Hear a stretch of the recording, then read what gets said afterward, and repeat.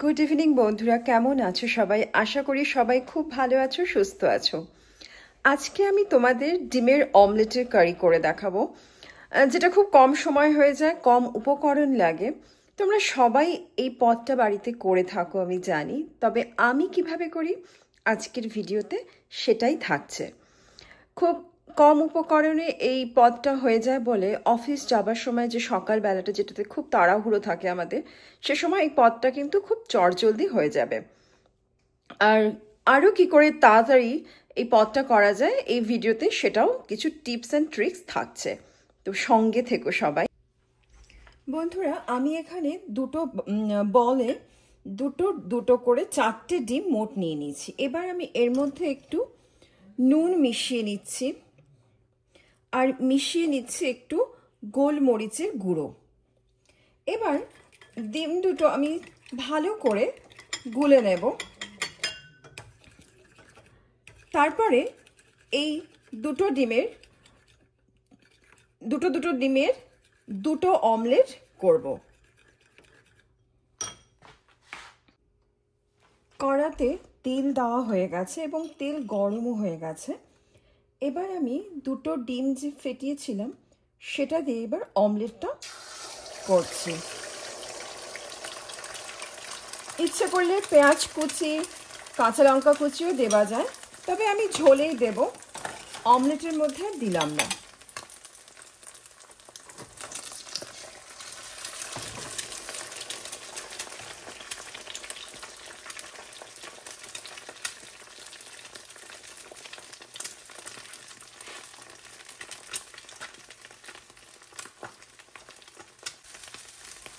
প্রথম অমলেটটা প্রায় হয়ে গেছে। এবার আরেকটা যে সেকেন্ড অমলেটটা সেটাও এবার আমি করে নেব চটপট। এবার আমি সেকেন্ড অমলেটটা করছি। যদি খুব হাই ফ্লেম হয়ে যায় একটু সেটাকে কমানো যেতেই পারে।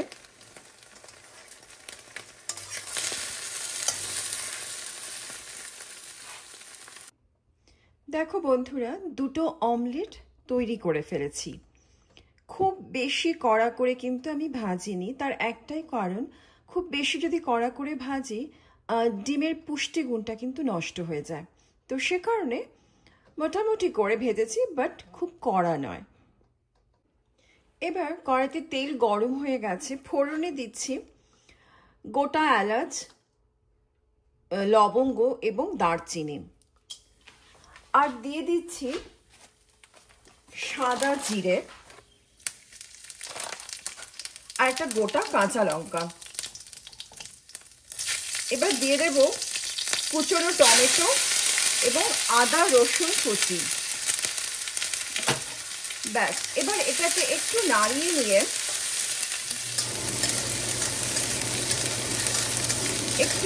নিয়ে এতে পেঁয়াজ কুচনোটা দিয়ে দিচ্ছি।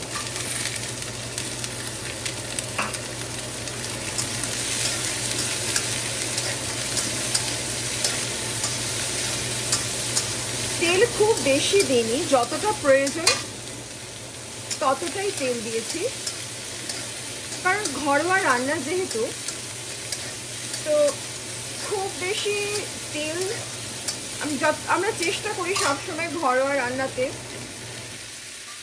তেল কম দিয়েই করতে। তো যেটুকু প্রয়োজন সেটুকুই তেল দিয়েছি, খুব বেশি তেল কিন্তু আমি দিইনি। এবার এতে আমি আলুগুলো দিয়ে দেব। আলুগুলো কিন্তু ভাজিনি, জাস্ট এরকম কেটে দিয়ে দিচ্ছি। এতে সময়ও বাঁচে, আলু ভাজলে তেলটাও বেশি যায়, তো সেই ব্যাপারটাকেও কিন্তু অ্যাভয়েড করা যায়।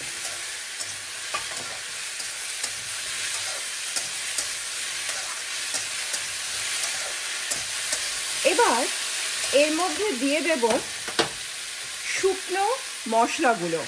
ফার্স্ট অফ অল দিয়ে দিচ্ছি নুন। প্রথমে অল্প নুনই দেবো, তারপরে যদি প্রয়োজন হয় আরেকটু নুন দেওয়া যাবে। এখানে দিয়ে দিচ্ছি ধনের গুঁড়ো,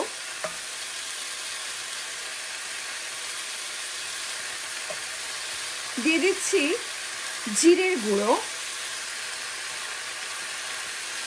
দিয়ে দিচ্ছি গরম মশলা গুঁড়ো আর দিয়ে দিচ্ছি গোলমরিচের গুঁড়ো আর হলুদটাও ইন বিটুইন দিয়ে দেবো নাড়তে নাড়তে।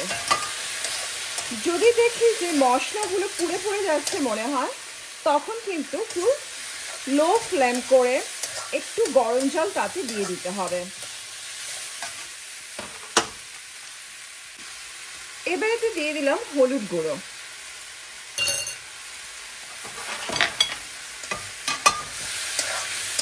এবার ভালো করে কষাতে থাকবো।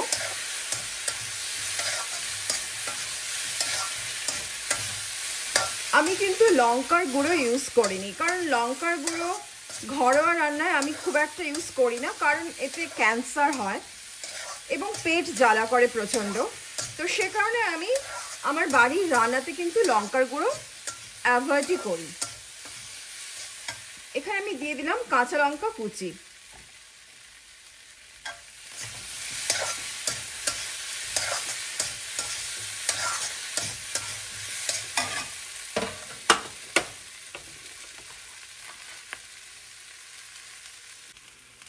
যে কোনো রান্না করবার সময় যেটা মাথায় আমাদের রাখতে হবে, তোমরা নিশ্চয়ই জানো হয়তো, কম তেলে রান্না টেস্টফুল হয়, কিন্তু সেই রান্নাকে ঢাকা চেপে চেপে করতে হবে এবং কষাতে হবে, তাহলে ওই রান্না কিন্তু খুব ভালো হবে।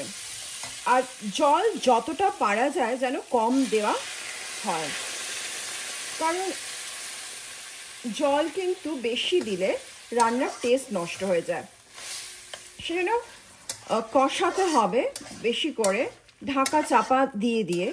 একবার ঢাকা চাপা দিচ্ছি, আবার কষিয়ে নিচ্ছি, আবার ঢাকা চাপা দিচ্ছি, আবার কষিয়ে নিচ্ছি, এভাবে করে করে তারপরে যখন মনে হবে জল না দিলেই নয়, তখন সামান্য জল দিতে হবে। এভাবে কিন্তু রান্না করতে হবে, তবে কিন্তু রান্না খুব টেস্ট হয় এবং কম তেলেও কিন্তু খুব ভালো হয় খেতে।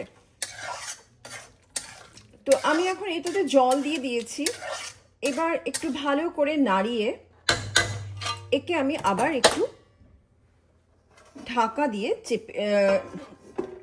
ঢাকা দিয়ে বন্ধ করে দিলাম। বন্ধুরা, কারিটা প্রায় হয়ে এসছে। এবার যেটা দেখবার বিষয় সেটা হলো আলু কি নরম হয়েছে।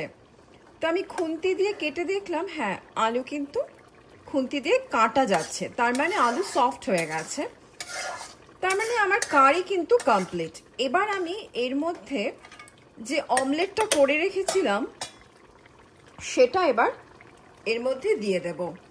তো আমি দুটো ডিমের অমলেট করেছিলাম, এবার তাকে আমি 4 পিস করে নিয়েছি। এবার ঝোলের মধ্যে দিয়ে দিচ্ছি।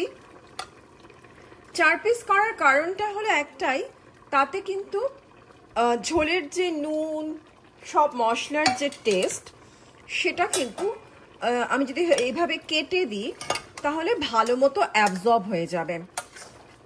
এবার একটু ঝোলের সাথে এই অমলেটগুলো ভালো করে মিশিয়ে দিয়ে আমি 2-3 মিনিটের মতো এটাকে আবার ঢেকে রাখবো। তো এবার আমি একে আবার ঢেকে দিচ্ছি 2-3 মিনিটের জন্য। দেখো বন্ধুরা, আমার কিন্তু কারি কমপ্লিট হয়ে গেছে। এবার আমি গ্যাসটাকে বন্ধ করে দিচ্ছি, আর এর মধ্যে এবার আমি দিয়ে দেব একটু ধনেপাতা কুচনো। ব্যাস কমপ্লিট আমাদের আমলেটের কারি।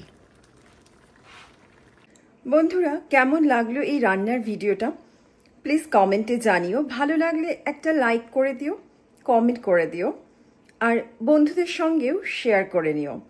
আবার দেখা হবে তোমাদের সঙ্গে একটা নতুন ভিডিওতে। ভালো থাকবে, সুস্থ থাকবে, আর আমার চ্যানেলটাকে যদি এখনো সাবস্ক্রাইব না করে থাকো তাহলে প্লিজ সাবস্ক্রাইব করে নিও।